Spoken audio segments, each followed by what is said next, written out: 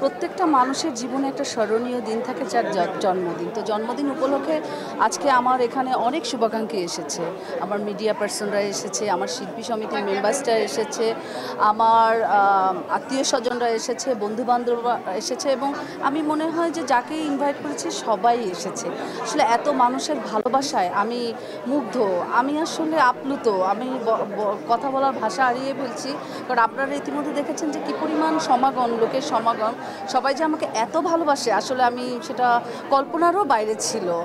আর আমি যেটা অতীতের কথা বলতে চাই, আমি যখন চলচ্চিত্রে এসেছি তখন দেখেছি যে প্রযোজক, পরিচালক, শিল্পীদের মধ্যে কত যাওয়া আসা ছিল, এবং তারা যে কোনো একটা উপলক্ষ পেলে তারা একটা গেট টুগেদার পার্টি করতো, তাদের বাসায় পার্টি করতো, তারপরে ঢাকা ক্লাবে পার্টি করতো, মানে যে কোনো, যে তারা যে খালি শুটিংয়েই সীমাবদ্ধ ছিল এরকম না, যে তাদের অবসর সময় তারা সব সাংবাদিকদের নিয়ে এক জায়গায় হতো, মানে সেটা একটা আনন্দের ব্যাপার ছিল। তো আমি ফিল করেছি যে এখন কেন সেটা হবে না, এখন এই বর্তমান সময় কেন সেটা হবে না।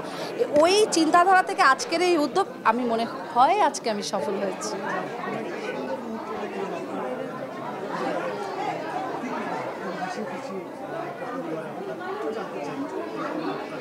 আসলে আমি সবসময় আমার যে পরিবারটা ছিল, আমার বাবা মা ছিল, আমরা একটা হ্যাপি পরিবার ছিলাম। তো আমি আমার পরিবারের যতটুকু সুখের ছোঁয়া আমি আমার ফ্যামিলির ভিতরেই পেয়েছি।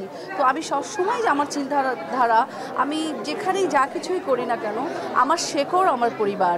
এই জন্য আমি সবসময় আগলে রেখেছি আমার পরিবারটাকে। আমার সব কিছুর ঊর্ধ্বে আমার পরিবার, এবং আমি অত্যন্ত হ্যাপি আমার পরিবারকে নিয়ে।